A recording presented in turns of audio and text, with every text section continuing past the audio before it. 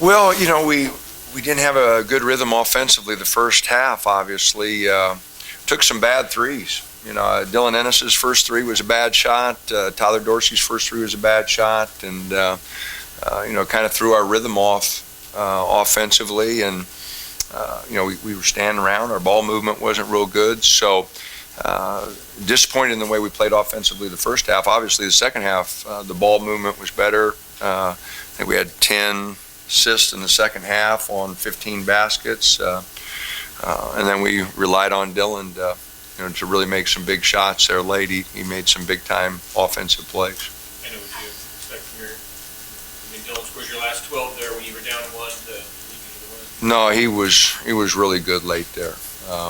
He was making plays and doing a great job, and guys got him the ball in the right spots, but he had to finish them, and he made some really good plays.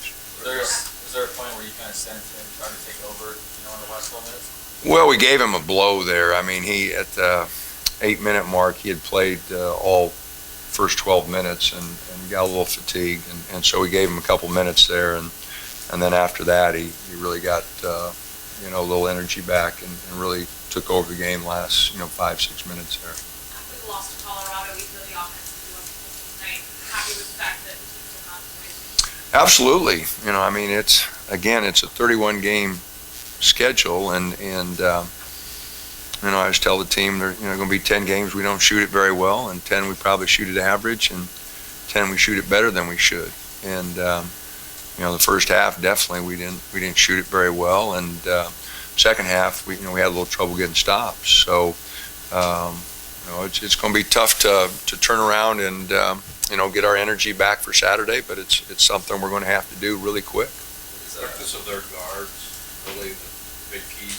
Oh, absolutely. What was the strategy to stop this? Well, we're trying to guard him, and we just didn't do a very good job. I mean, So or man to man? well, either one. Well, we were switching back and forth, and our numbers weren't very good either way. It's a 31 game schedule, but you guys are getting to kind of the point where probably one or two games are defined wins the Pac-12 here. Are guys kind of realizing that? I mean, are you stressing that? Not really. I mean, we got to win each game. I mean, we've got a lot of tough games ahead of us. Other teams that are toward the top. We've got the toughest schedule, so we can't look too far ahead. We need to worry about Saturday, obviously, and then we got tough road games. So I know it's a cliche, but it's one game at a time. Chris on the bench for a lot of the second half. Is that just a matchup issue of they're going four guards? Well, a lot of it, they went really small, and we struggled there when we went big, and so we just went with who we thought gave us the best chance tonight. Do you feel like this team is ready for the challenge players?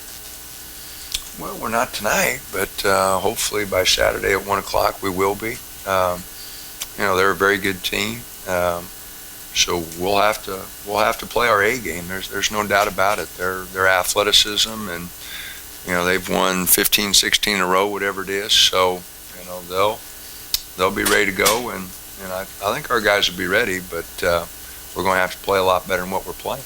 Dylan's hit big shots in his career, he's won the ball again. Is that more a testament to the player he is, the practice he puts in, or kind of having the it factor?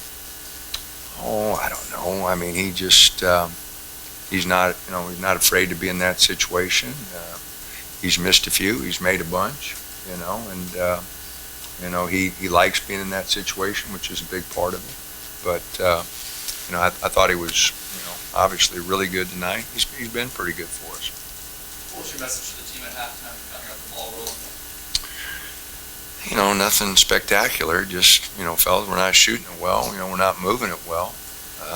I thought defensively we played pretty hard the first half, but we sure weren't very, efficient on the offensive end, scoring 25 points and 1 for 10 from 3, and we didn't do a very good job.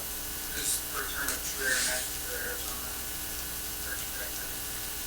Arizona, I haven't watched him since he's been back, so I'll get busy tonight and try to catch a couple games, and obviously he makes a big difference. He gives them a lot more depth. It's an experienced perimeter player who's very talented, So he definitely gives them another bullet, another weapon, and we're going to have our work cut out for us. I don't know how we're going to get them slowed down, because offensively they're really good, and they've always been good defensively. But they're a very good offensive team this year. So we'll definitely have our work cut out for us. Takes on a little bit more meaning too, doesn't it? The fact that you guys only play once this year, so it becomes the tiebreaker. You guys end up at the top. Yeah, it's an awfully big game for us. To be real honest, it's not quite as big for them, because their schedule is quite a bit easier than ours down the stretch. So yeah, in that regard, it's a critical game for us, and it's one that they can come in here and swing away with a 1-game lead, and knowing that their schedule is a little easier down the stretch than ours. Will you only watch film from the games with that attached to your back, or is there any useful going back past? Oh, the staff's been working on them, and I'm sure they've seen both, and they'll bring me up to date tonight, and then give me the games they think I need to watch, and we'll try to put something together in the morning to how we want to attack them, and have a short practice tomorrow afternoon, and then hope like hell at 1 o'clock we're ready to go. How late will you be up tonight? What's that? If that starts tonight, how late are you up? Oh, I don't know. I don't sleep that well anyway. It's just not that big a deal. Is there a few hours of the films you got to do tonight? Oh yeah, no, it'll be a late night. It's like I said, I wouldn't sleep anyway.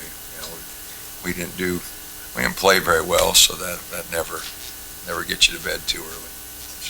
Going back to Arizona State's guards, Evans had 28, Holder had 17. Is there anything in particular those guys did? Penetrated, and we didn't do a very good job stopping. They one-on-one, and they just drove it at us, and got whatever they wanted.